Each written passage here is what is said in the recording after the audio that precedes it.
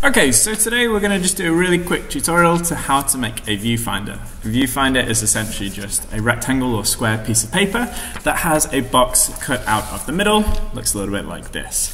What do we use this for? Well, say for example if we're looking at doing some observational drawing of a large photograph, what we might choose to do is we might choose to use the viewfinder to just try and find an interesting perspective or an interesting layout, and then say for example leave it here and then just work from within that area, and it just helps to have us focus in on that area as opposed to looking at the whole piece itself. So very simple to put together. Let's see how we do it. So I have a large sheet of paper here. What I'm going to do first is fold it in half. Then thinking about it, I want to have roughly a 10 by 10 centimeter box, which is going to encompass this first viewfinder that I'm making. So what I want to do is I want to draw a line which is 5 centimeters out, 10 centimeters long, and again 5 centimeters back to the center.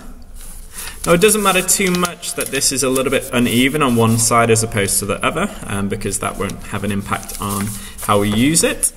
Then all I'm going to do is cut along those lines whilst the paper is still folded in half.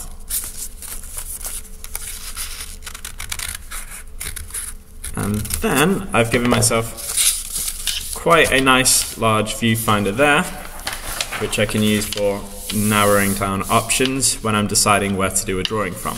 Now, we are still going to use this much smaller one. We're going to use it to make a smaller viewfinder as well, so we can focus in on even smaller details for our drawing. So again, same process. I'm going to fold it in half. I'm going to have a much smaller one for this one. Let's say, for example, a 4 centimeter square. So 2 centimeters out from the center point. 4 centimeters across. Exactly the same as before. I'm going to cut along these lines.